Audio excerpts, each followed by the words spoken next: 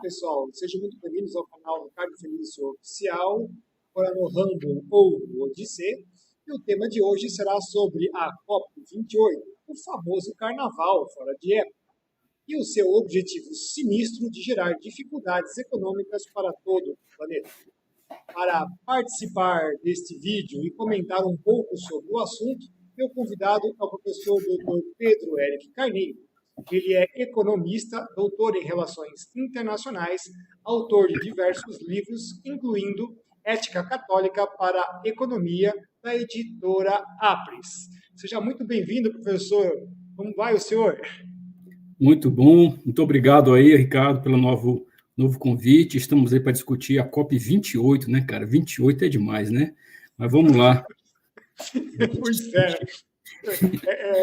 Como é que é? Cara, são 28 anos de carnaval, né? É incrível 28. como fica nessa situação. A reunião acaba, eles ainda ficam um pouquinho mais lá, né? Para que depois que acabe o bafafá, eles possam aprovar as coisas sem que ninguém veja, né? Mas, enfim, os coffee break é gostoso, né, cara? Tem muito coffee break bom, gostoso, cara. Tem que ficar lá mesmo dando tempo, né? Pois é, né? E sendo sempre lugares exóticos, né? Muito ruins de se olhar, observar no final do ano, né? Pois é. Mas é isso aí, nós terminamos mais uma COP, a reunião que não tem nenhum propósito benéfico para a humanidade, mas exatamente aí, ao contrário, prepara uma estrada de dificuldades e problemas para os nossos meios de produção, geração de energia, atividades agropecuárias e, é claro, mais controle sobre a vida das pessoas. E aí, né, eu já começo com aquela pergunta sensacional que é da sua área, mas não tem como não deixar de fazer isso, né? Como o senhor vê a facilidade em que o mundo aceita um discurso, né, que tem esse custo social, econômico e até mesmo aí religioso, ambientalista, que é alarmista e tendo em vista que ele é altamente paradoxal, porque se você for ver, as coisas não se encaixam. Ele vai fazer justamente o contrário do que ele está propondo. Como é que o senhor vê isso daí? Como você mesmo falou na pergunta, é uma coisa que depende muito de vários fatores, né? E certamente o fundamento cultural, né, do nosso mundo atual sustenta isso tudo, né? Porque você muito bem sabe que a gente já teve tipo essas suposições que o mundo vai acabar, ou porque vai estar frio, ou porque vai estar quente, isso não é novidade para a humanidade, né? E na década de 70, no começo, teve essa ideia que o mundo ia esfriar muito, né? Por que agora, nesse momento, desde o final da década de 80, ficou tão forte essa perspectiva, né? Certamente tem um fundamento cultural e mesmo religioso aí, ou não religioso, do mundo, que sustenta isso, né? Você tem um mundo, certamente, que não consegue reconhecer mais o que é certo, o que é errado, né? O que é mulher, o que é homem, né? Então, você tem um mundo certamente menos religioso, né? Mais rico, isso é uma característica do mundo, um mundo muito mais rico, né? As pessoas têm muito mais posses, né? Estão muito mais saciadas nas suas primeiras necessidades, né? E por incrível que pareça, menos religiosas, né? Isso não é por acaso que Jesus falou que é difícil um rico entrar no reino dos céus, né? Essa saciedade, né, que as pessoas estão tendo, consumerismo exagerado, né? As pessoas deixam de procurar a Deus, né, na sua necessidade, fica um mundo muito mais ateu, muito mais à deriva, né, e aceita várias ideologias, né. Além disso, esse novo mundo cultural que nós vivemos, né, de estar mais assim, sem apego ao espiritual, sem apego ao extramaterial, né, nós temos também uma questão de que a ideia dessa ideologia ambientalista, ou pensamento ambientalista, eles precisam de um senso de urgência, né? Quer dizer, o mundo vai acabar e precisamos todos nos unir, né? E isso é muito importante para quem está no poder, né? Quem está no poder precisa muito desse discurso de urgência, de necessidade exagerada, porque ele se financia e vai ser financiado por isso, né? Então, ele consegue se manter no poder e consegue se alavancar financeiramente por conta desse instinto de urgência, quer dizer, a água vai acabar, os seres vivos vão acabar, os ursos polares vão acabar, as geleiras vão derreter, o mundo vai invadir as ilhas.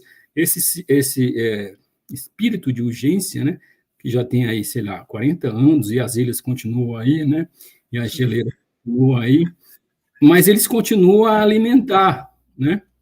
Então, certamente é uma questão muito menos econômica, como mais uma questão mesmo teológica e cultural e política do que econômica, né? No âmbito econômico, certamente tem a ver com, se você tem um senso de urgência, esse senso de urgência precisa ser alimentado financeiramente, né? Eu preciso financiar isso, e os bancos ou entidades que financiam governos ficam felizes, eles financiam os governos para essa medida que é sentida como se fosse assim a necessidade ímpar da humanidade, né? Mesmo que a população mundial coloque a mudança climática bem abaixo da sua necessidade, sei lá pela 20ª importância, mas os governos precisam alimentar essa urgência, porque eles vivem desse financiamento que não é barato, né? E não é barato, que a gente vai conversar aqui na live sobre isso, de como é que esse custo que está sendo anunciado, que está sendo discutido, vai atingir a humanidade, e quais são os pressupostos que nós temos para alimentar esse sentido de urgência, que tanto alimenta os poderes, né, que está nos poderes do mundo, né, infelizmente. É interessante, né, que o senhor comentou sobre essa classificação de prioridades, inclusive isso foi uma pesquisa encomendada pela própria ONU, né? E lá em cima, nas cabeças das prioridades, estava lá, governos que não sejam corruptos, né?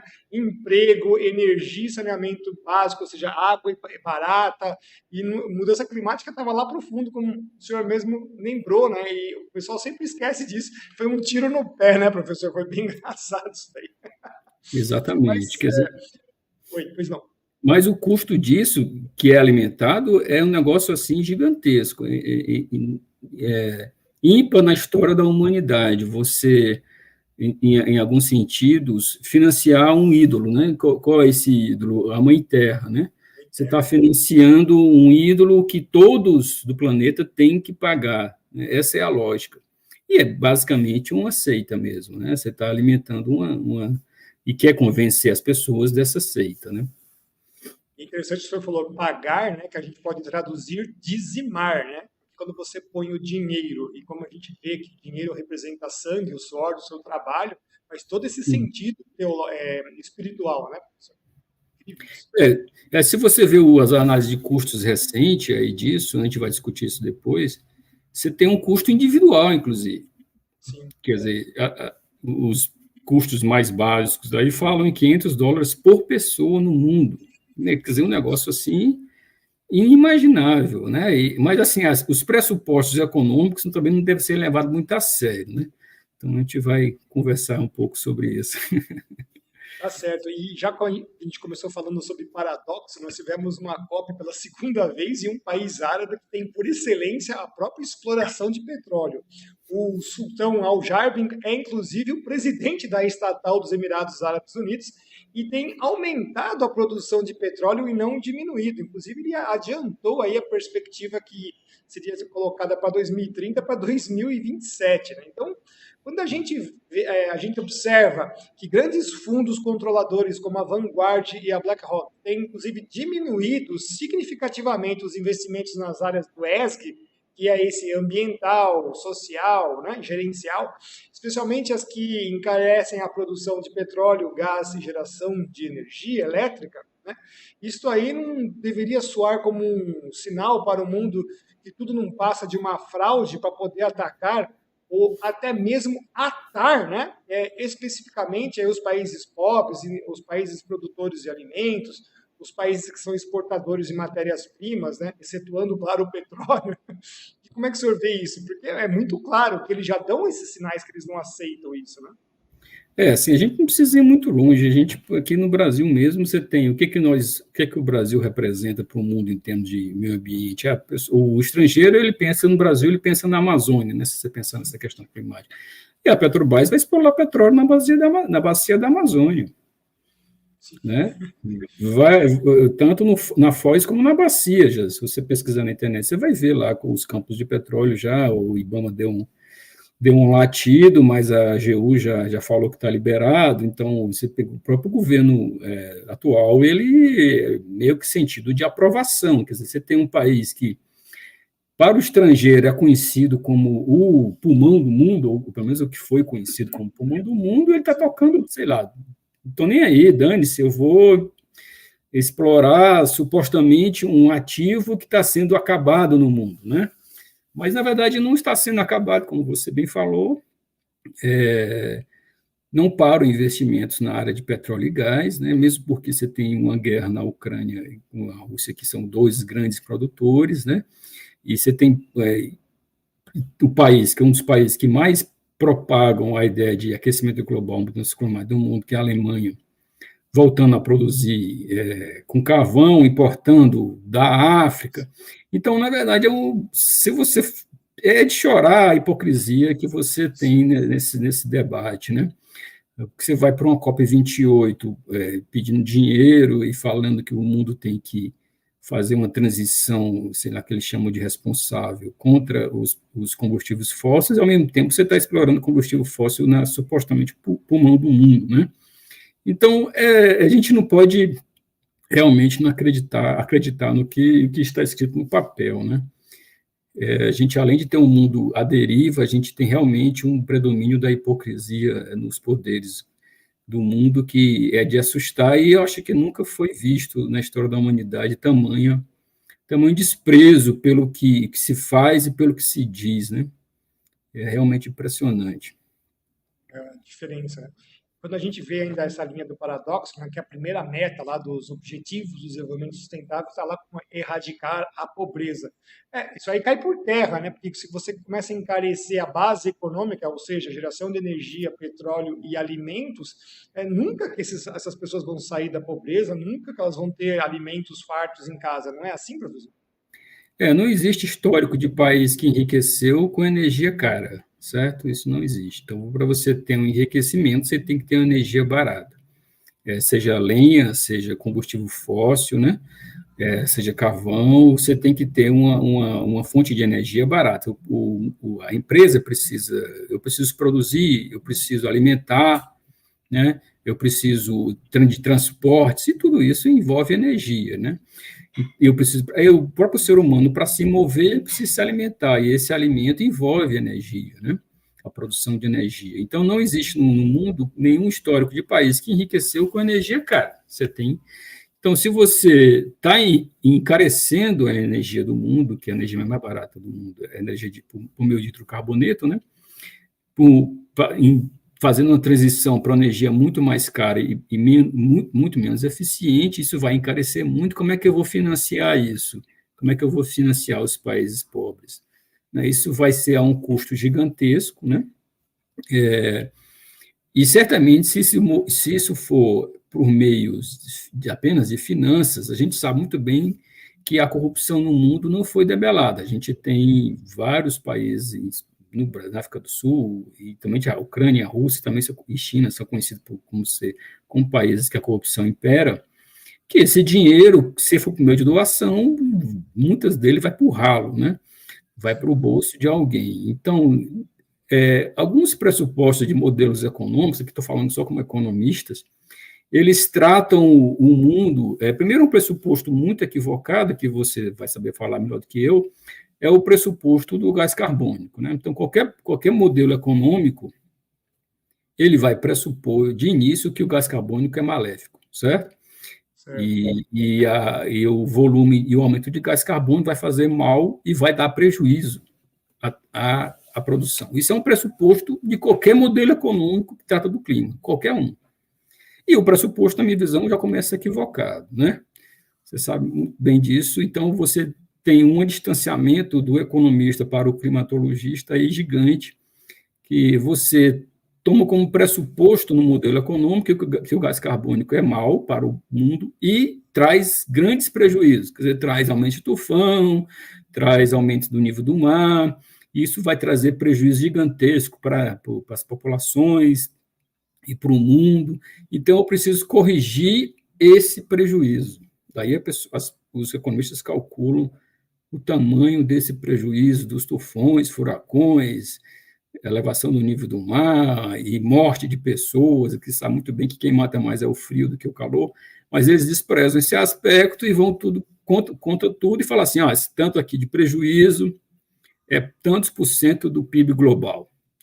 Então, para mim cobrir esse prejuízo, tantos por cento do PIB global, quanto eu tenho que gastar? Aí começa o gasto, né, que é a suposição que quem provoca esse aquecimento global, essa emissão de gás carbônico, é o combustível fóssil. Esses pressupostos estão claros em qualquer modelo econômico de qualquer paper que você vê na internet, de economistas especialistas no assunto, né? Eles não vão entrar na ideia do climatologista, eles vão tomar como dado isso, certo? Então, o gás carbônico produzido pelo combustível fóssil traz grandes e enormes prejuízos ao mundo, e esse prejuízo custa tantos por cento do PIB global, e eu preciso reverter isso. Qual é o custo dessa reversão? E aí é que os economistas se diferenciam, né? Um mais ambientalista fala assim, o custo disso não é tão caro, a gente vai poupar muitos prejuízos e o mundo vai conseguir pagar isso com tranquilidade, e essas energias renováveis vão conseguir substituir os combustíveis fósseis com capacidade e facilidade e se tornar barato. Essa é a visão dos economistas ambientalistas, né? E boa parte deles fala assim, dos economistas fala assim, não, esse custo vai ser gigantesco e não vai compensar, certo?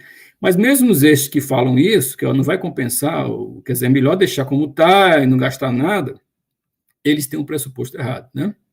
Sim. O pressuposto de que o gás carbônico ele é maléfico para a humanidade e que causa grandes prejuízos, né? Então, assim, o que eu costumo dizer, que o climatologista não conversa com os economistas, né? Mesmo se você pegar os mais conhecidos céticos aí da internet, como você conhece bem, o Bjorn Lomborg, né? Ele tem um pressuposto errado, né? Ele assume que o CO2 é muito maléfico e precisa ser controlado. Pronto. Daí, o que é que eu tenho que fazer? Né? E aí ele vai ter uma atitude, olha, isso é muito caro, a gente tem que ter uma tecnologia mais avançada, etc, etc. Mas, assim, a partir de um pressuposto, né? Outro pressuposto dos economistas é o seguinte, que o dinheiro vai ser bem gasto pelos governos, né? Isso não é verdade, né? Esse é o principal aspecto. Né? Isso não se aplica em nenhum país do mundo, certo? Não é aqui no Brasil que há corrupção, que há ralo, né? Que há o que os americanos chamam de POX, né? Que você gasta com bobagem, joga dinheiro no ralo, né? Esse é um pressuposto também que eles usam nos modelos que é completamente equivocado. Quer dizer, você dá uma fortuna de dinheiro para um poder político, que vai acontecer para fazer tal coisa? Boa parte vai desaparecer, cara, né? O cara vai usar a empresa que não tem eficiência, o cara vai dar dinheiro para as empresas que financiaram o poder dele, o cara vai investir em empresa que não tem nada a ver, né? O cara vai investir, por vezes, até em guerras, em indústria armamentista que não tem nada a ver. Então, sem falar em casos piores de corrupção e etc, né? Então, é um pressuposto também assim, você tem um gasto que esse gasto vai ser bem feito. Isso não acontece, nem nunca aconteceu na história da humanidade, né? Se você der muito dinheiro para um político, seguramente não vai ser bem gasto. Não é só no Brasil, em qualquer lugar do mundo, né? Então, os modelos econômicos, eles tomam alguns pressupostos muito fortes, né? Primeiro, para um climatologista, ele não vai aceitar que os tufões, ou aumento do nível do mar, né, sejam todos provocados por um CO2, que o Sol não tem nada a ver, que o homem é o culpado. Isso aí já é uma discussão gigantesca dentro da sua área, né? Que o economista toma como dado, como verdade, que não é, né? E o segundo é que todos os governos do mundo e todas as pessoas do mundo vão gastar bem o dinheiro, e aquelas que vão ter que pagar, vão pagar com felicidade. Quer dizer, eu vou pagar $500, né? Pagar $500 pela Mãe Terra. Meu, não é verdade. Não é só eu, né, você que somos a elite do Brasil, é o cara lá da África, é o pobre do Nordeste, é qualquer pessoa, né? Que está com fome, ou que está querendo ter seu carro, sua casa, né? Que vai ter que pagar numa coisa meio que esotérica, né? Comigo não, quase completamente esotérica mesmo, né? Como se fosse em contribuição para uma igreja, né? Que ele não entrou, né? Então, é bastante difícil. Eu imagino você lendo um texto de economistas, né? Se a mim me causa que eu não consigo passar da página 5, né? Você imagina você, como climatologista, lendo esses pressupostos econômicos, né? Meu Deus, deve ser assustador. Eu fico pensando assim, com todo esse embuste, por que os economistas sérios não apresentam ou trazem pelo menos à tona o engodo que são esses planos, né? Essas metas, esses ideais todos que eles têm, porque isso, como isso dá para modelar em valores, né? Já que eles, inclusive, fogem das teorias econômicas mais tradicionais, praticando exatamente o contrário, porque certo? A teoria econômica é produzir mais com menos custo, tudo isso daí é o contrário, né? Então, por que eles não se debruçam para entender essas coisas todos esses anos? Inclusive, não faltaria uma conversa com esses meteorologistas e climatologistas sérios para dizerem, pessoal, o CO2 não faz nada disso aí, né? Tirem a culpa dele, né? Por que não assim, existe isso? Primeiro, são economistas de academia, né? O cara não está no dia a dia, certo? O cara está lá fazendo o seu modelo, ele quer publicar o artigo, né? E você sabe muito bem como é que funciona a academia, né? E segundo, economista não é conhecido como uma pessoa que consegue prever bem as coisas, muito pelo contrário, né? A gente não consegue prever nem a recessão a um mês antes da recessão, né? Tem um paper do FMI que mostra isso, né? Que é a enorme quantidade de, não só de economistas, como de instituições econômicas do mundo, tipo FMI, Banco Mundial, um mês antes da recessão naquele país, estava prevendo que o país ia crescer. Então, é muito comum. Então, a gente não é boa em previsão, né? E qualquer modelo econômico, por exemplo, ele vai dizer assim, vamos supor que o mundo até 2100 vai crescer o seu PIB global a uma média de 2%, né? Ou vai crescer a uma PIB global a uma média de 3%. Se você aumentar para o clima, quanto mais crescer, pior. Né? Você sabe disso, né? Sim, eles colocam isso aí, né? Então, Né? então você tem assim, o crescimento econômico para um livro de economia sempre foi ótimo, né? O país crescer, mas se você coloca o clima no modelo, é o contrário. Quanto mais cresce, pior. Por quê? Porque eu tenho que conter o aumento do CO2 que foi emitido.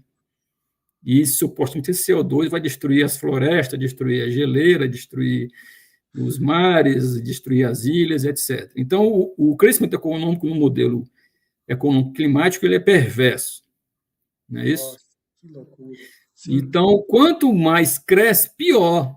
Porque aí eu tenho que gastar mais dinheiro público, ou o povo tem que pagar muito mais dinheiro público, né, para conter aquele aquecimento que vai ser surgido a partir da emissão daquele gás. Você imagina o economista fazendo isso. Então, o que ele faz? Ele fala, então não vamos crescer tanto, vamos crescer aí 2%, né? Mas ele não mostra essa distribuição, né? O que é crescer 2% global? Crescer 2% global pode ser 0 no Brasil e 18% na China, entendeu? Como é que é? Então, para mim pode ser o caos, para a China pode ser ótimo, né? Então, o 2% global pode ser uma coisa muito díspara entre países, né? Então, você pode ter um crescimento negativo no país que pode estar numa crise gigantesca, o povo está quebrando tudo, né? Tirando político e queimando, jogando pedra em todo mundo. E você pode ter um país que está crescendo, mas o país está na ditadura plena, né? Então, você tem muitas condicionantes que o economista não põe no modelo, certo? Então, qual é a grande variável? É o crescimento econômico e a emissão de CO2. Você tem uma coisa que supostamente é boa, que é as pessoas ficarem mais ricas, né? Mas que mais essa riqueza é perversa para a Mãe Terra, né? É perversa para a Mãe Terra, então eu preciso conter isso. E o problema disso é que as pessoas não sentem, né? Você está aí desde 1988, né, que foi essa ideia de aquecimento global que está entre nós, assim, as previsões não se confirmaram, né? E o mundo continua gastando, e nós estamos, como a gente brincou no começo, na COP28, né? E é um negócio assim que, putz, será que ninguém viu que esse negócio não é verdade, né? Eu trabalhei com esse assunto em 2008, 2009, eu já vi que tinha grandes problemas, inclusive filosóficos, né, no assunto, e eu completamente abandonei. Publiquei 2 artigos no exterior, mas já dizendo que não tinha muito sentido, inclusive a modelagem econômica, né? Um dos meus textos se chama Immoderate Complexity, quer dizer, assim, uma complexidade tão gigante, né, que é o meio ambiente. O que é o meio ambiente? É tudo, cara. Sim.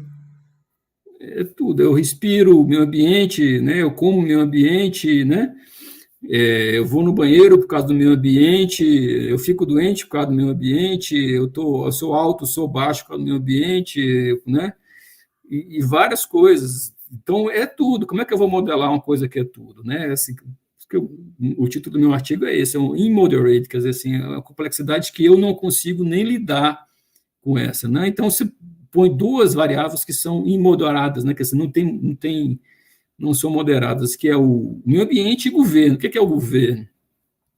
O governo é tudo, ele tira, ele põe, né? Por exemplo, se o governo quiser acabar com você amanhã, né? Ele acaba, ele prende você, se ele quiser. E eu falo para meus alunos de economia, né? Por que nenhum político, nenhum empresário briga com o governo? Porque se ele quiser, ele prende você amanhã. Ele prende você amanhã, ele arruma uma desculpa que você não pagou direito de imposto de renda, não pagou direito de empregado, que você falou tal coisa, hoje mais na mídia social, né? Você falou alguma coisa na mídia social que ele não gostou e prende. Então, o que é o governo? Como é que eu vou modelar o governo no modelagem econômica? Já é uma coisa muito difícil, né? O que os economistas fazem é supor que governo só é gasto e receita, ponto final. Certo? Não tem nenhum impacto cultural, nenhum impacto ideológico, não tem nenhum impacto de justiça social, nada. É só gasto e receita. E o meio ambiente, ele supõe 2 variáveis, ou é o PIB, que vai ter um impacto no meio ambiente, né? E o CO2 emitido pelos combustíveis fósseis, pelas pessoas, especialmente pelos países mais ricos, né?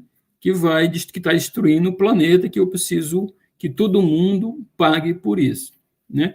Esquecendo qualquer outra variável cultural, social, né? Individual, né? Então é um negócio muito pequeno em termos de análise, né?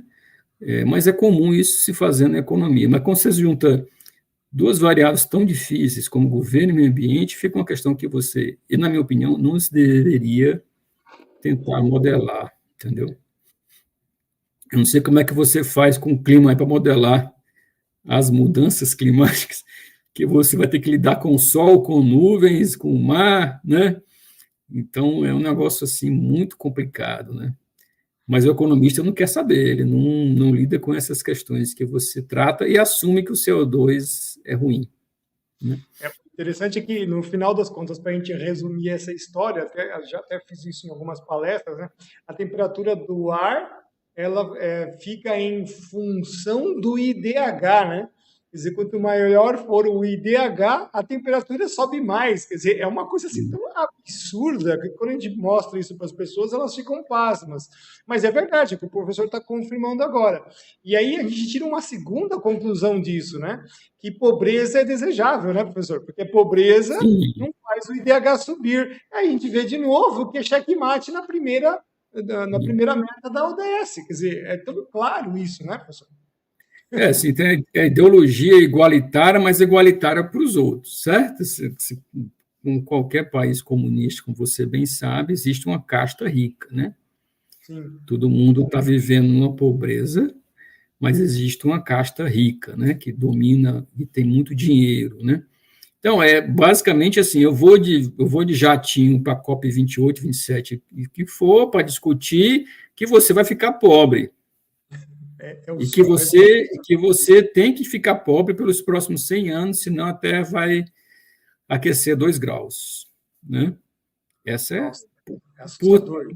por detrás, a lógica é essa. Quer dizer, assim, eu tenho que fazer você pagar $500, seja você quem seja, porque a Terra vai aquecer 2 graus e isso vai ser uma catástrofe.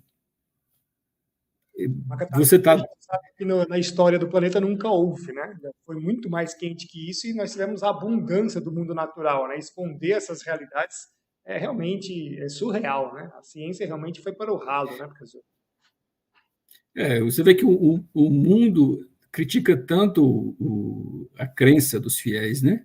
Mas isso aí nada mais é do que uma crença religiosa, porque você, inclusive, tem fatos contrários a isso, né? Momentos que o planeta teve muito mais quente e, pelo contrário, ficou mais vida, teve mais vida, e desenvolveu e etc., mas isso é esquecido, né? Então, mesmo a análise da história climática do planeta é abandonada. Você tem que assumir como verdade, como fato sagrado, que a Terra ter 2 graus a mais até 2100 ou 2050, não sei, agora não lembro bem qual é o prazo final aí, Era vai ser 100, né? uma Agora eles catástrofe. falaram que é 2030. Não, vai ser uma catástrofe gigante. Esse é que é o negócio. Vai ser uma catástrofe incomensurável e você precisa pagar logo, certo? E os bancos acham ótimo, cara. O governo endividado para banco é uma festa, certo? Sim, fica refém, né? Para Fica banco, refém. para banco não, fica refém, Nossa. né? Fica refém. Aí se você pegar os 2 países mais ricos do mundo hoje em dia, né? Estados Unidos e China, a dívida pública deles é gigante, nunca foi vista na história da humanidade. O nível, né? O nível de dívida pública dos Estados Unidos é recorde, tá superando o período da Segunda Guerra Mundial, né? Em termos do PIB. E a China, gigante, cara. Se a China quebrar, leva todo mundo para baixo, né? Então, a dívida pública já é gigante, quer dizer, eles vivem de financiamento, né? O Estado vive de financiamento, e cada vez mais o político depende do setor financeiro, né? E o setor financeiro alimenta o que a ideologia do poder. Porque muitas pessoas tendem a ser capitalistas ou liberais, ou o que seja, acha que o capitalismo é a salvação moral disso. Isso não é verdade, certo? O capitalismo ele alimenta o que está no poder. O que está no poder? A ideologia mentalista. Então, beleza, então é isso que eu vou alimentar e financiar, certo? Não, o capitalismo não serve como recorte ou desvio moral para nada, nem nunca serviu. Ele pode ser certamente melhor que o comunismo, mas não é uma alavanca ou melhora, ou não serve para conter nenhum desvio moral. Se eu estou pagando pelo aquele desvio moral e estou sendo retribuído, beleza, vamos continuar financiando. O senhor está dizendo que ele é bastante plástico, moldável, né? Dependendo do que o que está em voga no momento, ele engloba aquilo para dentro dele, né? Exatamente isso. Se o Hitler quer levar o judeu de trem até a Polônia, eu faço o trem por Hitler, certo? E foi isso que aconteceu na Alemanha nazista. Exatamente. Entendeu? Eu vou fazer uma leitura agora aqui, porque a informação saiu, né, de ontem para hoje, né? Então, aqui, né, na calada da madrugada desta quarta-feira, do dia 13 de dezembro, saiu o texto histórico, cujas palavras foram negociadas nos Emirados Árabes Unidos e chanceladas pela ONU, onde teremos, abre aspas, a transição dos combustíveis chamados fósseis nos sistemas energéticos de uma forma justa, adoro essas palavras, é justa, ordenada, equitativa, acelerando a ação nesta década crucial a fim de alcançar a neutralidade de carbono até 2050, de acordo com os estudos científicos. Também há muitas aspas nesses estudos científicos. Fechando aqui a aspas da citação, foi exatamente o que o Guterres alardeava falsamente há um mês atrás, né? Ou seja, eles estão sempre fechando aí o teatro dantesco deles, né? Então eles já sabiam que eles iam fazer esse texto, aí ele falou que tinha que acelerar, aí o pessoal agora escreve isso e fala que acelerou, aí e termina isso aí em estrondosos aplausos realizados em pé. Esses calhordas comemoraram então a permanência da miséria dos pobres, impedindo eles todos de se levantar, né? De se produzir, como o senhor falou, os modelos dizem, né? Se o IDH subir, aquece o planeta. Então, aí eu vou colocar a nossa pergunta, né? Como é que o senhor viu a COP28 com esse fechamento histórico, né? Será que eles, de fato, conseguiram o tão sonhado forçamento de escassez de CO2 no mercado para poder valorar esses títulos de crédito de carbono? Será que é isso, né? O que o senhor achou? Bom, assim, primeiro o susto que eu levei foi o local da conferência, né? Você tem os países ali vivem de petróleo, né? De produção de combustível fóssil, né? Inclusive o país sede enriqueceu com isso, né? Se não fosse isso, estaria na miséria, né? É. Então, já o próprio presidente da COP lá chegou a dizer que esse negócio de conter combustível fóssil era bobagem, depois ele teve que voltar atrás, né? Mas, em termos de preço de tonelada de carbono, esse assunto meio que morreu no mundo, assim, né? Ficou muito barato a coisa, não tem muito preço, né? Porque você pode fazer isso de inúmeras maneiras, como é fácil fazer isso, ainda mais quando você usa o metano, que é um combustível que tem muito mais poder, supostamente, de aquecer, se você consegue controlar o metano. Então, tem várias maneiras, e também tem a questão de como você contabiliza isso, né, fiscaliza isso, que é um problema assim, gigantesco, que ninguém confia em ninguém. Né? Então, você tem vários problemas, vários gargalos, que aí meio que ficou uma concentração na ideia de phase-out de combustíveis fósseis. Quer dizer, assim, você tem uma estrutura que o mundo inteiro vai seguir para não usar mais combustíveis fósseis, mas, na verdade, não está acontecendo nada disso, acontecendo o contrário. Né? Eu acho que até que a emissão de carbono também não parou, inclusive deve estar aumentando, nem porque a China está caindo o seu crescimento econômico e eles não vão deixar isso acontecer, cara. Né? E é o país que produz muito por meio de carvão, né?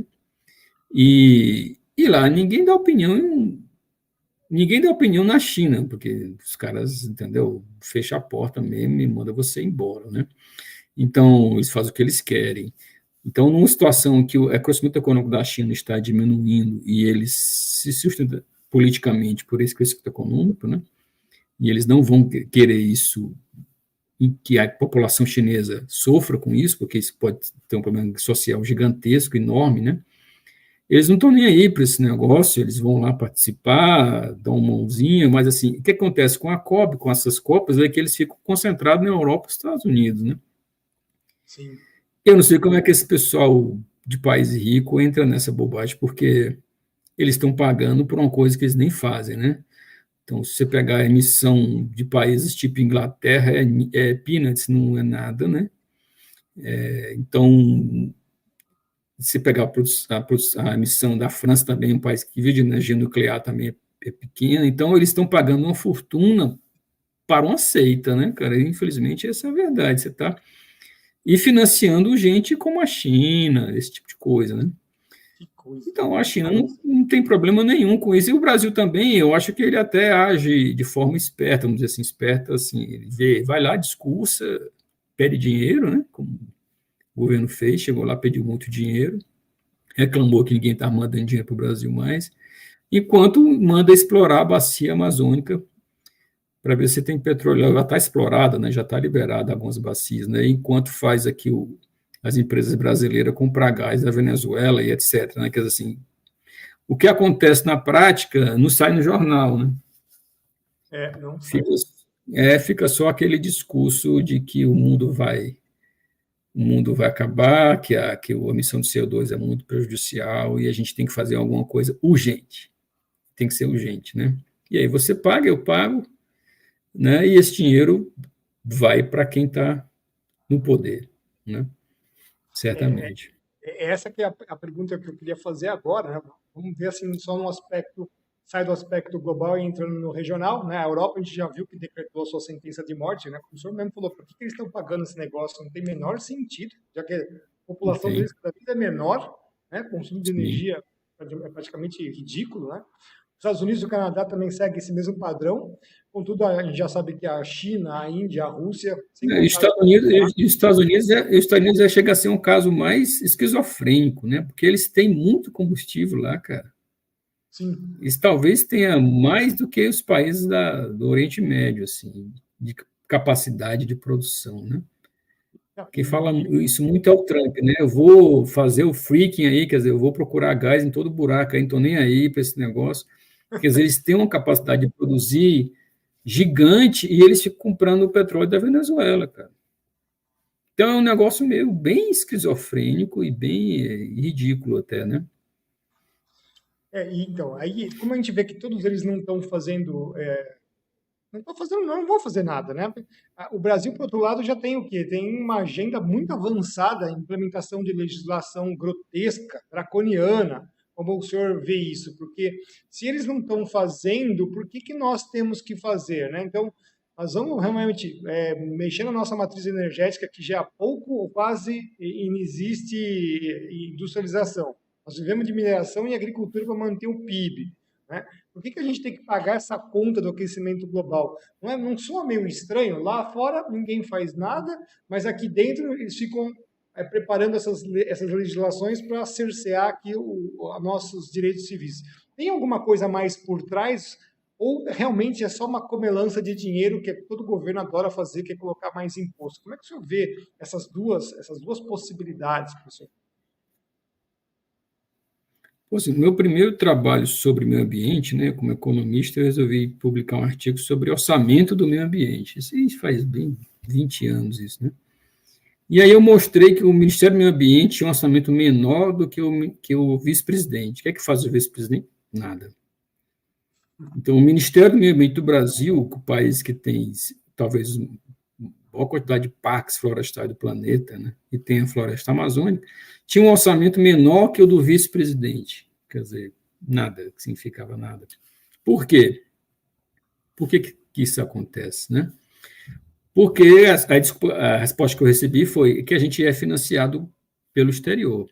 Quer dizer, o exterior interessado na nossa proteção florestal, que for, mandava muito dinheiro, né, investia em ONGs e etc., né, que cobria e deixava o governo para gastar com outras coisas, basicamente com previdência, né, e educação e saúde, não sobrava dinheiro para nada. Então, o governo usava, e talvez ainda use, que faz tempo que esse artigo foi publicado,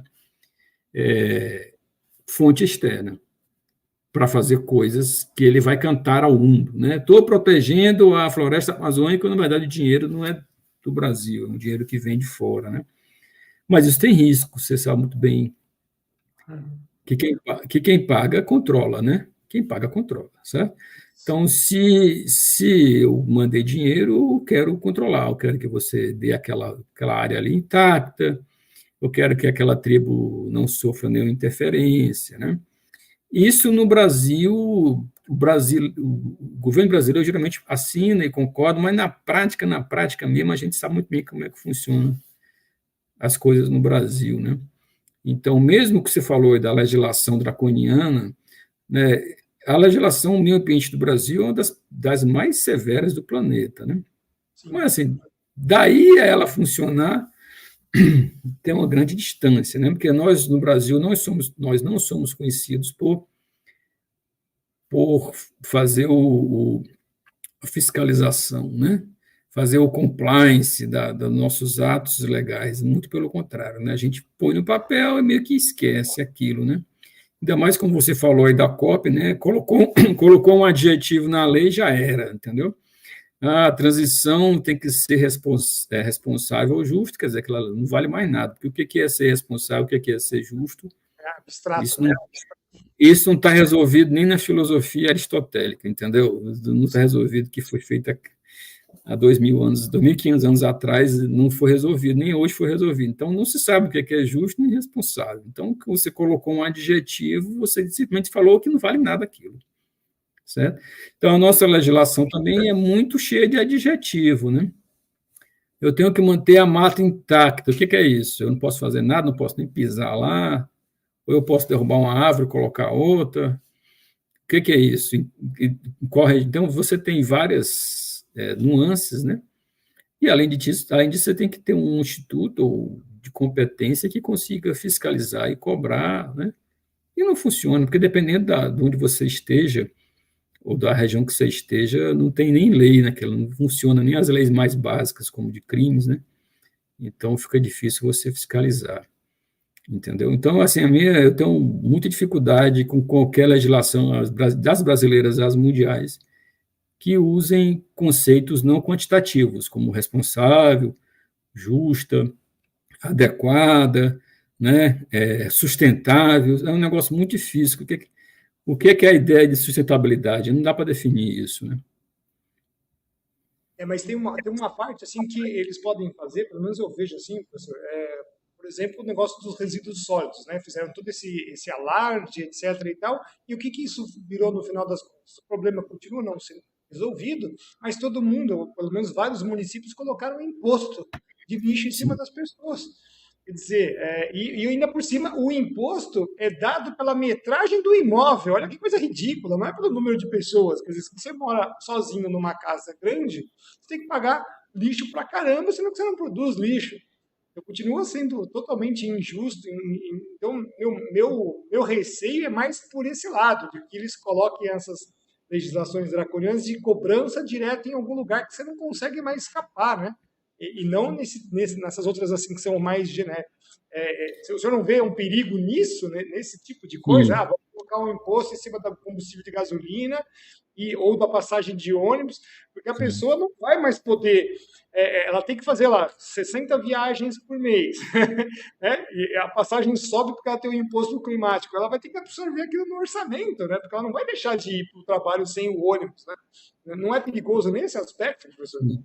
Não só na questão do tributar, como de subsidiar, né? Você é um modo de subsidiar, se eu subsidio alguma coisa, porque é climaticamente saudável, eu estou penalizando alguém, né?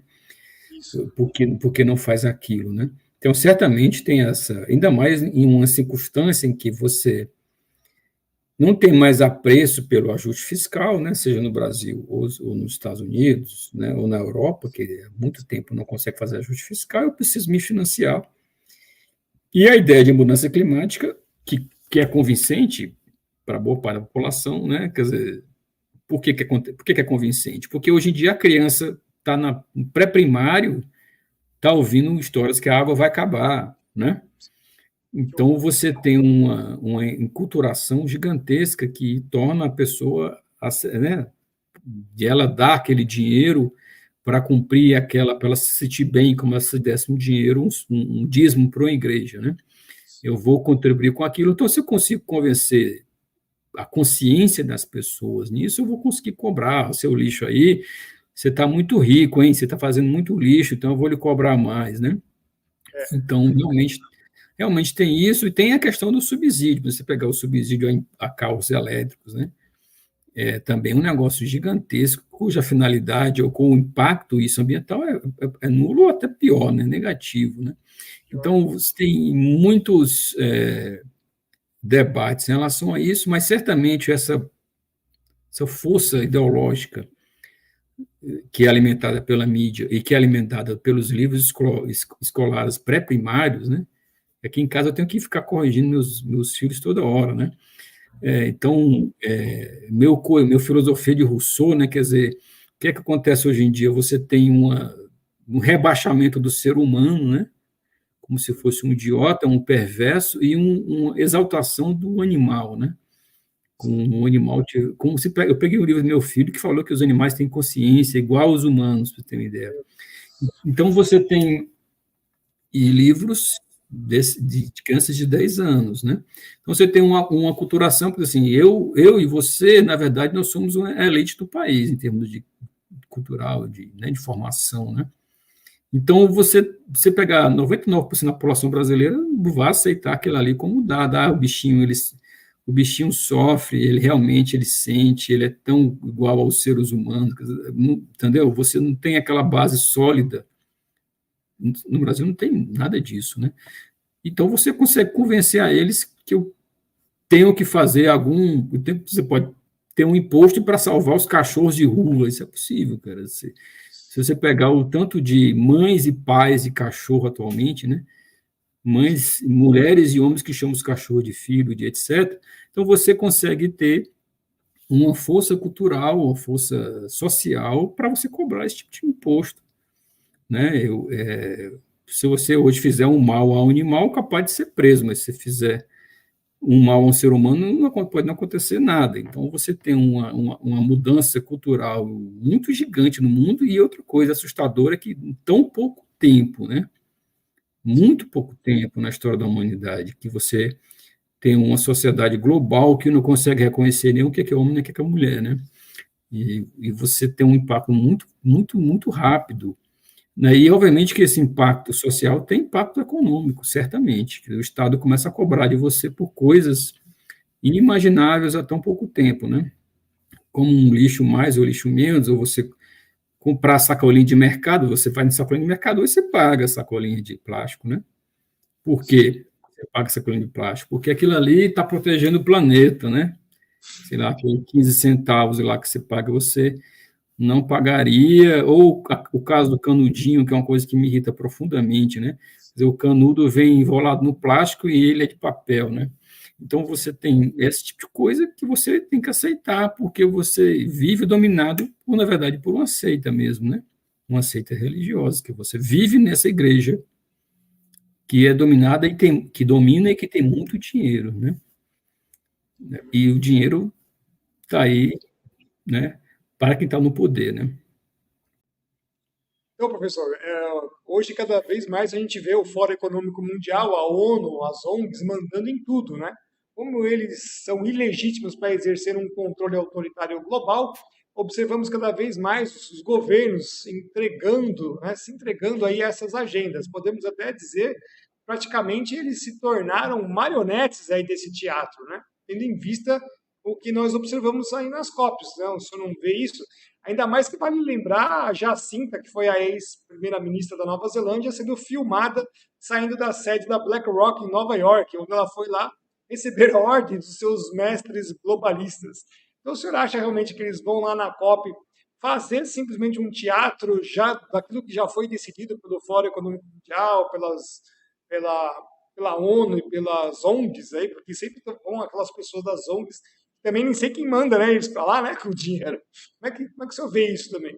É um grande teatro mesmo?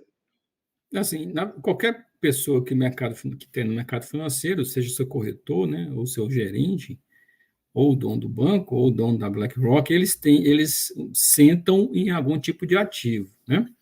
O que é a ideia de sentar em algum ativo? Eu estou sentado nesse futuro, quer dizer, eu estou investindo nesse futuro, certo? Então, esse futuro tem que dar retorno.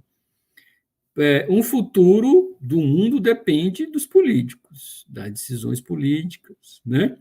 Então, se eu estou sentado no investimento mudança climática, aquecimento global, eu preciso que a galera incentive isso, né? Se eu coloquei meu dinheiro em empresa de indústria eólica, eu preciso que o governo apoie isso, né?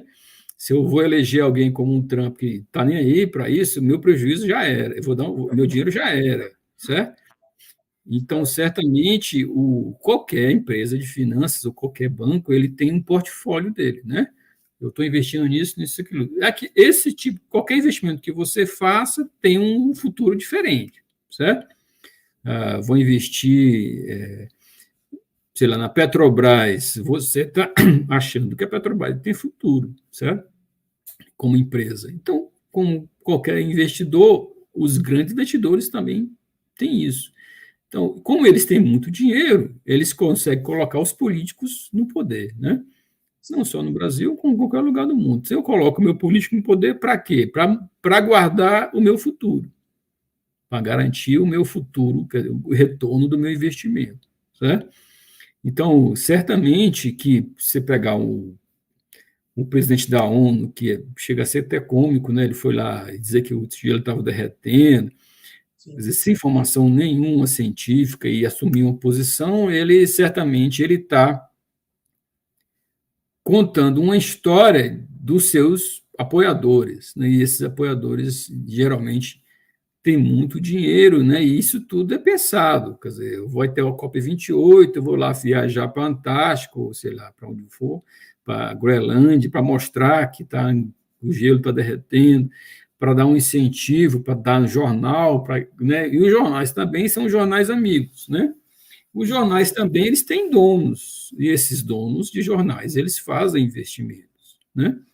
E esses investimentos pensam no futuro específico. O futuro que eu estou aqui no meu jornal é um futuro de governo que apoia a questão da hipótese de mudança climática, certo?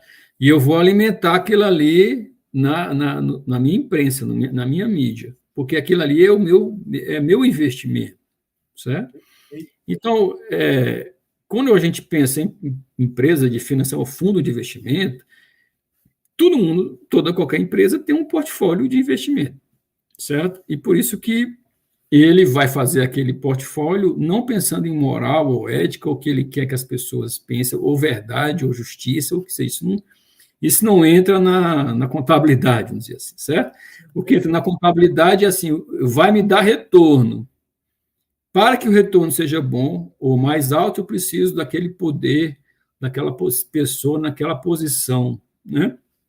Por exemplo, o cara que estava na Copa 28, liderando a Copa 28, ele é um cara da indústria de petróleo, mas ele não pode fazer o discurso como CEO de indústria de petróleo, ele tem que contar a historinha que todo mundo quer ouvir, mesmo que a empresa dele tenha investimentos contrários, mas ele está numa posição mais que política, né? Mas certamente o investimento dele está centrado no que aquele futuro vai existir, né? Então, por isso que uma eleição de um Trump da vida, ou uma quebra, né, que a gente chama de cisne negro, como foi, por exemplo, a saída da Inglaterra da União Europeia, ninguém estava prevendo, então aquilo ali causa não estava no portfólio, você entendeu? Sim. Não estava na perspectiva Então, eu vou precisar ajustar meu portfólio, porque a Inglaterra saiu da União Europeia e tal, ou porque teve a guerra da Ucrânia, ou porque teve uma sanção contra a Rússia. Então, tudo isso ajusta o portfólio das grandes empresas. E o melhor que eu posso fazer para mim mesmo é controlar quem está no poder, né? Quem está no poder, geralmente, é marionete. Por quê? Porque ele não tem recursos próprios, né? Certo? Ele é o cara que vai na televisão, na verdade, mas ele não é o cara rico, não é o cara que financia, mas ele é o cara que vai na televisão e dá a cara a bater e tal. Então, eu vou lá para você, vou lhe defender e vou tomar essa posição, mas quem está financiando a ele, precisa garantir o futuro que ele está pensando que vai acontecer, né? O que ele está investindo, né? Se vai aquecer, se vai esfriar, isso não interessa. O que interessa é que vai dar retorno naquele prazo que ele quer. Você entendeu? Você pegar 2050, o cara pode estar pensando em 2030, eu vou ficar nesse negócio aqui até 2030, depois eu saio devagarzinho. Para você pegar, por exemplo, o caso dos investimentos ESG, né, que você está sabendo que está diminuindo muito, né? O cara começou a ver que não está muito bom, está dando retorno um pouco, vou começar a sair, vou sair devagarzinho e tal, vou sair para poder não pesar muito a mão. O cara começa a sair, então ele vai começando a contabilizar quem está saindo, quem está entrando, né? Mas quem tem muito dinheiro e que não precisa de renda, de investimento de ninguém, tipo Elon Musk, ou os pessoal da BlackRock, eles, na verdade, eles controlam, né? E os investidores, na verdade, estão olhando para eles, né? Onde é que eles estão indo para poder ir atrás, né? Entendeu? Então, o mercado financeiro, assim como o capitalismo, não serve de se vai esfriar, se vai esquentar, ou se é justo, isso não entra na conta do mercado financeiro. Aquele é um jogo financeiro, na verdade, eu costumo dizer que o mercado financeiro do mundo hoje é um grande sporting bet, né? Você está ali investindo, fazendo as suas apostas. Se você tem muito dinheiro, você controla o juiz, entendeu? É basicamente isso. Dá para a gente resumir, né? Inclusive, eu ia falar mais duas perguntas sobre isso, mas dá para resumir o seguinte: na verdade, eu sou um empresário que o pessoal vai lembrar muito disso, que fabricava aquele estojinho de primeiros socorros e eu obriguei que tivesse uma lei, né? Então, eu fui lá e comprei o legislador fez uma lei. Aí, quando chegou, acho que foi uma semana antes, uns 2, 3 dias antes, na hora que a lei ia entrar em vigor, eles aboliram a lei, né? Mas todo mundo já tinha comprado, né? É mais ou menos uma coisa desse tipo, né, professor? Não estamos indo muito longe, né? Não, exatamente. A lógica é suja mesmo, tá? A lógica é bem suja. Não é suja só no Brasil, é suja mesmo, né? O mundo é sujo mesmo, entendeu? O financiamento, o interesse popular, o interesse da justiça corre ao largo, assim, né? Das pessoas. Esse caso do kitzinho aí, o cara estava planejando a entrada e a saída, entendeu? Não tem... E ele faz o Estado trabalhar para ele, né? faz o fiscal do Detran, o fiscal, quer dizer, ele faz o fiscal, é um negócio Nós bem estamos agora com mais um estojinho de primeiros socorros. Para quem ainda não saiba, até o dia 28 de dezembro de 2023, você que tem categoria C na carteira é obrigado a fazer o exame toxicológico, porque agora eles inventaram que o seu exame que você fez lá no início, na renovação da sua carteira, só vale 30 meses. Agora, o curioso é que você faz o exame e você vai no sistema do Detran, o sistema nem está preparado para receber esse exame, porque para ele só consta aquele primeiro. E tá lá, né? Tá só aquele primeiro, aí você faz, porque eu tive que refazer, inclusive, porque deram esses conselhos nacionais, né, professor? São sensacionais, né? Uma gente hipócrita que é colocada lá para ficar decidindo coisas para a nação sem nenhum tipo de aporte. É mais um outro caso desse. Aí você chega lá no Detran, tá bom, cadê o exame que eu fiz? Aonde que ele vai constar no sistema? O sistema ainda não está nem preparado para receber a atualização intermediária, que eles chamam de 30 meses. Né? A gente vê que realmente é uma grande hipocrisia e alguém deve estar levando muito dinheiro, né, professor? Sim, e a hipocrisia é mal feita, né? Não tem nem... Se ainda fosse eficiente, né? Mas os caras são ineficientes, né, cara? Professor, vamos entrar em alguns aspectos mais amplos. Assim, o ambientalismo é sustentável como ele diz que será, ou é o que ele está se propondo? Ou seja, no final das contas, ele consegue pagar as suas próprias contas se ele for sustentável como ele está dizendo? Bom, assim, como eu falei no começo, aqui se você pegar, né, a suposição dos economistas, quer dizer, você tem um gás que faz mal, que destrói o planeta, e eu preciso cobrir esse custo. Os cálculos dos economistas, assim, eles falam que é melhor deixar isso quieto, não mexer com isso, porque o gasto é muito gigantesco, né? E vai tomar muito do PIB global, né? Não vale a pena você gastar aí, sei lá, tantos do PIB global por um prejuízo tão pequeno, né? Mas, como eu falei no começo, mesmo esse cálculo está evado de problemas, né? As duas suposições mais básicas é que o gás é maléfico e que todos os governos e todas as pessoas vão investir direitinho o dinheiro, né? Isso não acontece, né? Não tem chance disso acontecer. Mas a suposição técnica é que não, que essa perspectiva de controlar no máximo 1,5 né, de grau centígrado aí até 2050 é gigante, o custo disso é muito gigante, né? É engraçado que teve uma pergunta na Câmara Americana que o cara perguntou assim, você está me pedindo aí milhões e milhões de dólares, você me garante que a temperatura vai ficar nisso? O cara, não posso garantir, porque tem outros países, não sei o quê, que pode, entendeu? Joga o dinheiro na mão do cara e o cara pode pôr a culpa em qualquer outra coisa, né? Sei lá, explodiu um vulcão, ou a China invadiu Taiwan, ou qualquer coisa, né? Ou a Alemanha, sei lá, quebrou, precisou de carvão. Eu posso colocar a culpa em qualquer coisa, ou o sol esfriou, esquentou, o que for. Teve pouca ou muita nuvem, entendeu? Então, ou as águas do mar, o que for. O cara tem, como falei, né, tem uma complexidade gigante que eu posso colocar culpa em qualquer coisa, né? Mas o cara está pedindo lá 500 tantos milhões de dólares, sei lá quanto, e falando que aquilo ali é urgente, né? Então, assim, como nós estamos na COP28 e ninguém se atentou se atentou, mas isso não conseguiu convencer ainda, vamos dizer assim, a elite, né? Porque nós aqui a gente fala, mas assim, a galera que está aí vivendo de grana disso, né? Não quer ouvir falar, né? E a mídia também não quer ouvir falar. Os caras vão fazer a COP29, COP30, COP40, né? Mas, assim, como você bem lembrou, para a população do mundo não tem muita importância esse assunto mais, né? Mesmo porque ninguém está vendo nada e porque as pessoas veem, por exemplo, tipo, grandes defensores da ideia comprando casas na praia, entendeu? Tipo Obama. Ricos, né? Tipo Obama que tem uma casa gigante na beira da praia, né? Que eu menos para isso, o mar não vai invadir tudo, invadir Nova York, sei lá. Entendeu? Então, as imagens, né? Graças a Deus nós temos uma mídia independente, né? Que vai mostrando essas hipocrisias aí. E a gente vai ter que lutar contra o que você falou aí, impostos, subsídios, né? Que se sustentam vamos dizer assim, essa seita ambientalista aí, que na verdade é muito perversa, é mais perverso do que a gente pensa, porque na verdade ela é contra o ser humano, né?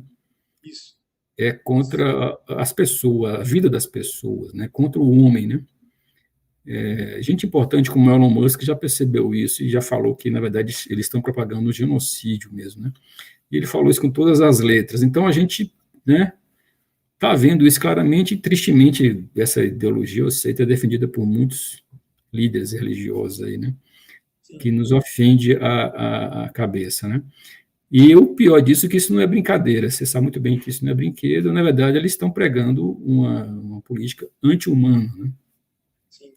O humano é o mal para o mundo, né? Como se a natureza... Se você pegar hoje qualquer propaganda, né? Você fala assim, a natureza fala, a natureza quer isso, né? Que é uma coisa assim, de filosofia de Spinoza, assim, um negócio meio ateu, né? Mas que lembra muito Spinoza, que foi um judeu que foi expulso do judaísmo por seu naturalismo, né? Então, mas Spinoza voltou, assim, junto com Malthus, né? E nessa ideia de mãe terra aí, que a gente tem que baixar a cabeça, né? E mesmo se matar, né? Ou matar. Preferencialmente, né? Preferencialmente eles querem isso. Isso assustador. Não é brinquedo. A gente brinca aqui, mas isso não é brinquedo, não. Tanto é que a gente sabe que todos esses empresários brasileiros que foram lá na COP, eles estão tudo usando dessas prerrogativas para enriquecer. Isso aí é maldição, né? No mundo espiritual, isso é maldição. Os caras estão comprando um pedacinho do inferno, porque estão passando por cima da vida das pessoas, né? Para enriquecer. Isso para mim não é empresário, né? Porque não é um capitalista legítimo, não é nada, né? Porque o cara não corre riscos, né, professor?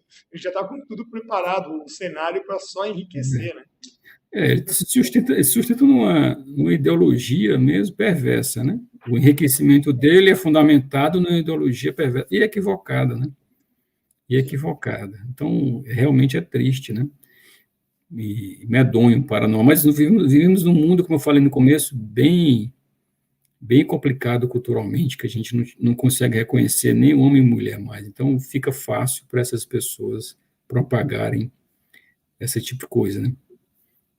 Professor, uma última questão que eu acho interessante também, o forçamento das propostas de mudanças simplesmente não criará mais dívidas também aos países pobres, incluindo o próprio Brasil, tendo em vista que as trocas escalares de tudo que eles querem, como as propostas aí, são caras e também detêm royalties, né? A gente sempre tem que lembrar disso, né? Eles criam uma coisa nova e aí tem um pacotão de royalties em cima, pelo menos uns 25 anos, né? Que você tem que pagar não só o produto, mas a patente desse...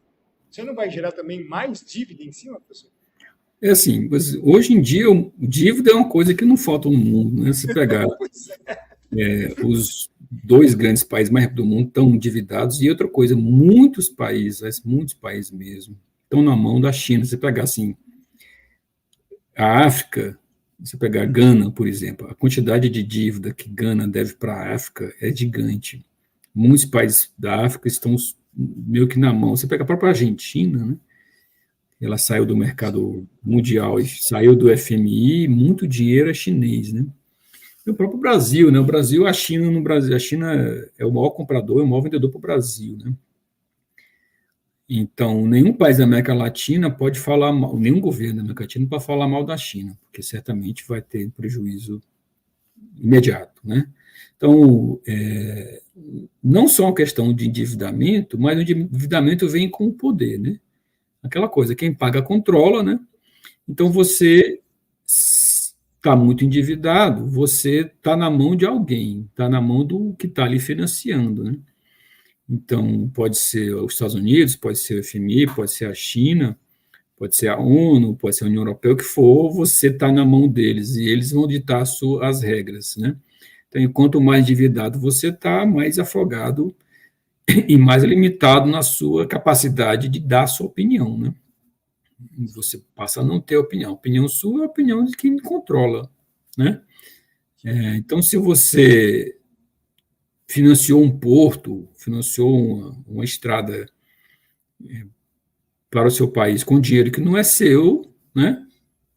Isso aqui não é só um custo financeiro, né? aquilo traz um custo político, né? Então, isso tem que ser levado em conta, né? A gente vê aqui no Brasil, também vê nos Estados Unidos, essa muita discussão de que a China vai comprar terra no Brasil, né? Tem até terra perto de exército, terra na Amazônia, isso tem muito debate aqui no Brasil. E nos Estados Unidos também tem muito esse debate, né? Da entrada da China, mas hoje em dia não é bem a China pode entrar por meio de um bilionário, né? Um americano ou um brasileiro. Laranja, né? Laranja. Exatamente. Que o cara está na mão da China e ele tem terra. Então, se ele tem terra, mas ele está na mão da China, então quem tem terra é a China. Entendeu? É isso aí. Difícil. Mas, basicamente, é isso. Se você está endividado em relação a alguém, e esse alguém controla você, politicamente, né? Quero agradecer imensamente aos nossos apoiadores, aqueles que fizeram contribuição no Vaquinha, o Rômulo, o André, o Jefferson, o Alberto e o Everaldo, meu muito obrigado. O pessoal que fez contribuição no PayPal, o Ruben.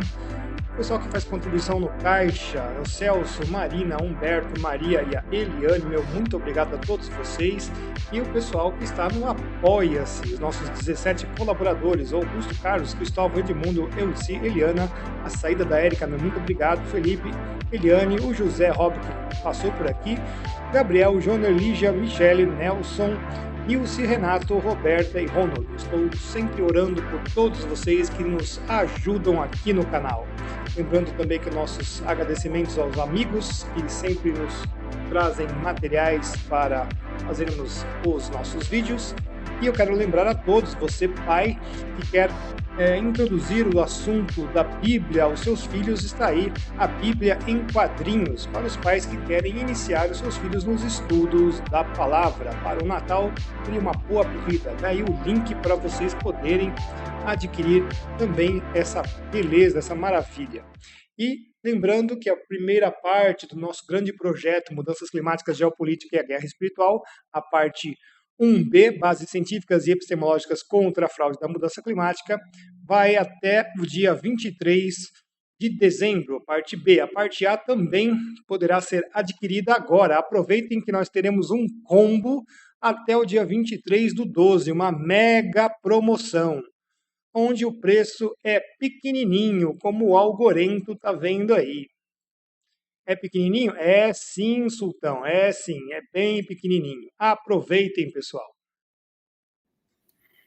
Professor, vamos fazer as suas considerações finais de tudo que nós dissemos, porque acho que a gente varreu tudo aqui em 1h15. Sim, eu gostaria de agradecer aí mais uma vez, Ricardo. Assim, estamos na COP28, né? Meio que repetição de tudo, né? Esse ano teve essa questão de transição para os transições de combustíveis fósseis, mas dito por um país que vive disso, né? Então,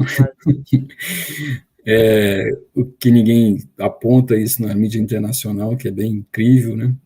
A gente vive realmente num mundo de cultura à deriva, né? Um mundo realmente cada vez mais sem Deus, e que isso tem impacto gigantesco, né? E especialmente na carência das pessoas, porque o cara não tem Deus, ele vai se apegar a qualquer coisa, ele vai pegar qualquer, entendeu? Então ele vira uma seita, vira um comportamento, e esse comportamento está nos livros de crianças bem pequenas hoje em dia, né? Exigindo comportamento bem complicado para a gente como pai e mãe também lidar com isso. Então a gente vive, como diz a Bíblia, uma guerra de almas, né? Não é bem guerra financeira, né? Mas é bom a gente apontar esses, como você falou bem, esses relacionamentos financeiros, né, de quem financia o quê, endividamento, quem controla o quê, quem está no poder, né? Porque, na verdade, como o mundo vive cada vez mais materialista, o cara vai agir de acordo com a renda que estão lhe dando, né? Muito obrigado pela oportunidade, mais uma vez, grande abraço aos seus ouvintes, pessoas que lhe acompanham, como eu também. Um prazer, como sempre.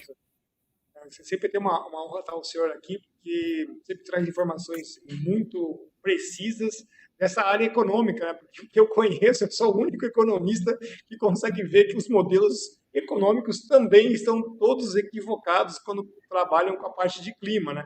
A informação é importantíssima, que o CO2 para eles tem um feedback negativo, né? Eles não conseguem ver que isso tem um feedback positivo com prosperidade da vegetação, né? Aumento de produtividade agrícola e tudo mais, e são as coisas que o mundo natural está mostrando nos últimos quase 30 anos aí de imagens de satélite, né? Tanto a evolução da vegetação nativa quanto a produção agrícola que aumentou consideravelmente, claro, com os métodos cada vez melhores de agricultura, mas também pela própria fertilização natural de carbono, né, professor? Isso é ótimo e a gente tem aí mostrado, e o senhor acho que é o único que defende aí o feedback positivo, né, professor? Muito obrigado pela sua participação mais uma vez aqui. Deus abençoe. Eu que agradeço. Grande abraço. E economista é bicho burro, cara. Não, ele tem que contar custo e benefício, então ele abandona várias coisas, entendeu? Leva muito a sério, não. É isso aí. Muito obrigado, professor. Abraço. Bom, nós tivemos, então, falando hoje sobre a COP28 e a geração das dificuldades econômicas, e eu tive a honra de ter o professor Dr. Pedro Eric Carneiro aqui para participar conosco desta gravação. Eu espero que todos vocês tenham gostado do nosso vídeo. Grande abraço, fiquem todos com Deus e até o nosso próximo vídeo, pessoal. Até lá!